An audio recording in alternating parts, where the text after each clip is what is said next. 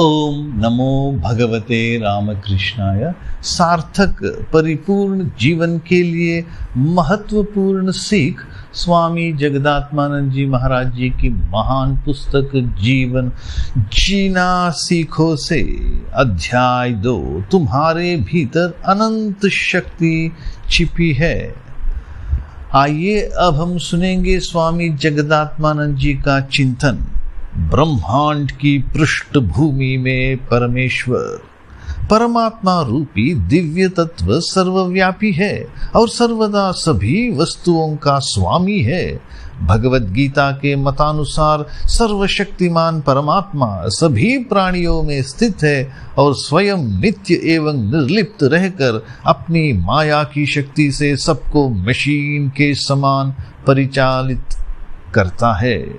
जिन लोगों ने अणुओं तथा परमाणुओं के भीतर की गति का अवलोकन किया है, उन्हें उपरोक्त कथन की सत्यता का बोध होता है। उपनिषदों में वर्णित परमात्मा के लक्षणों में सभी धर्मों के ईश्वर विषयक मूलभूत बातें आ गई हैं। उनमें ईश्वर के सगुण तथा निर्गुण दोनों ही अवस्थाओं के विचार निहित हैं। वे कुछ हद तक ब्रह्मांड नियंत्रक सत्ता के विषय में वैज्ञानिकों की दृष्टि से मेल खाते हैं, पर वस्तुतः वे इन वैज्ञानिक दृष्टियों का भी अतिक्रम कर गए हैं। श्वेताश्वतरोपनिषद 6:11 चैप्टर 6 वर्स नंबर 11 के इस श्लोक में यही मर्म देखा जा सकता है। ये बहुत सुंदर श्लोक है, बहुत महत्वपूर्ण श्लोक है, वेरी इंपॉर्टेंट श्लोक है उपनिषद में।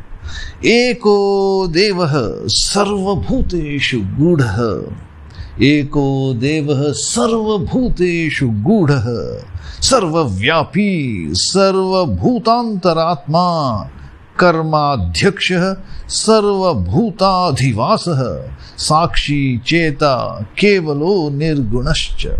समस्त प्राणियों में स्थित एक देव है, वह सर्वव्यापक समस्त भूतों का अंतरात्मा, कर्मों का अधिष्ठाता, समस्त प्राणियों में बसा हुआ, सबका साक्षी, सबको चेतनत्व प्रदान करने वाला शुद्ध और निर्गुण है। उपनिषदों ने आत्मा के सच्चे स्वरूप की खोज से आरंभ करके बारंबार परमात्मा की सर्वव्यापकता तथा एकता पर बल दिया है। श्री राम कृष्ण देव का कहना था, ईश्वर सभी में है, परंतु सभी लोग ईश्वर में नहीं रहते।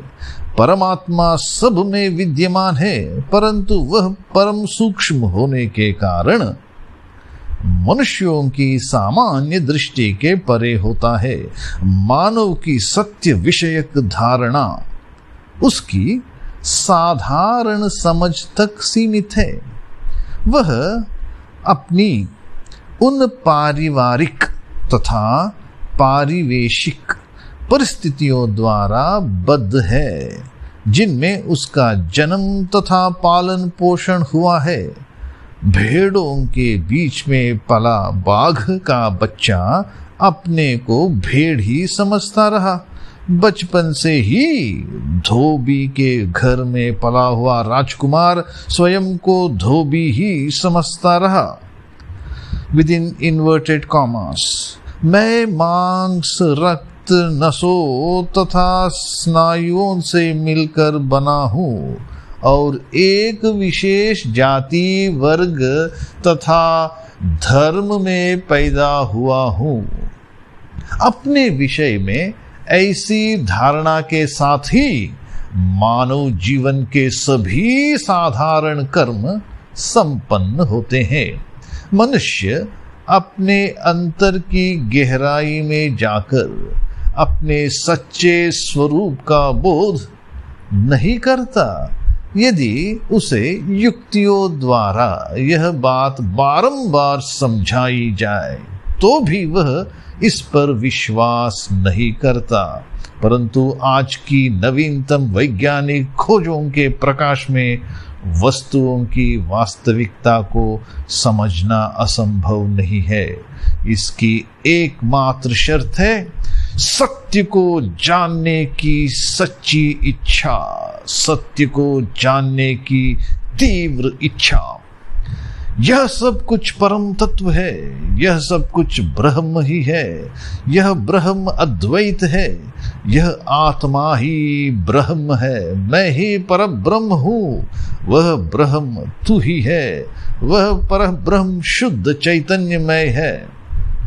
परम सत्य का स्वरूप विषयक उपनिषदों की ये उक्तियां महान ऋषियों का दृष्टिकोण प्रस्तुत करती है। धार्मिक लोग या भक्तगण उन्हें इस प्रकार समझेंगे तथा व्यक्त करेंगे विद इन इन्वर्टेड कॉमास।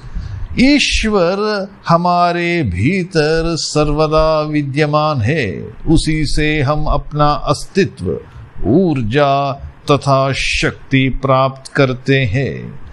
हम उसी में रहते, चलते फिरते और अंततः लौट जाते हैं।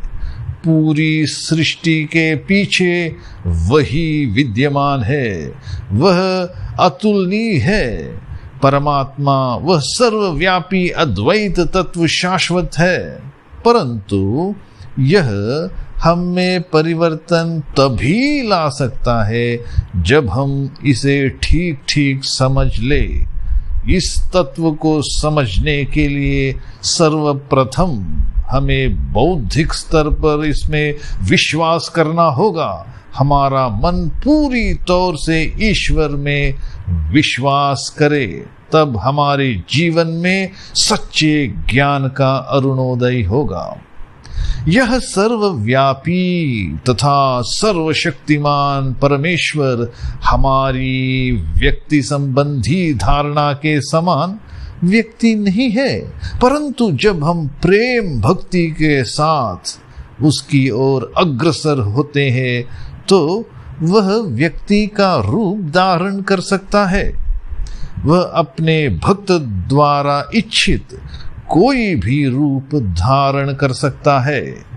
ईश्वर की चाहे जिस रूप में भी धारणा की जाए, उसके चिंतन मात्र से ही मनुष्य के अंदर तथा बाहर का सब कुछ पवित्र हो जाता है।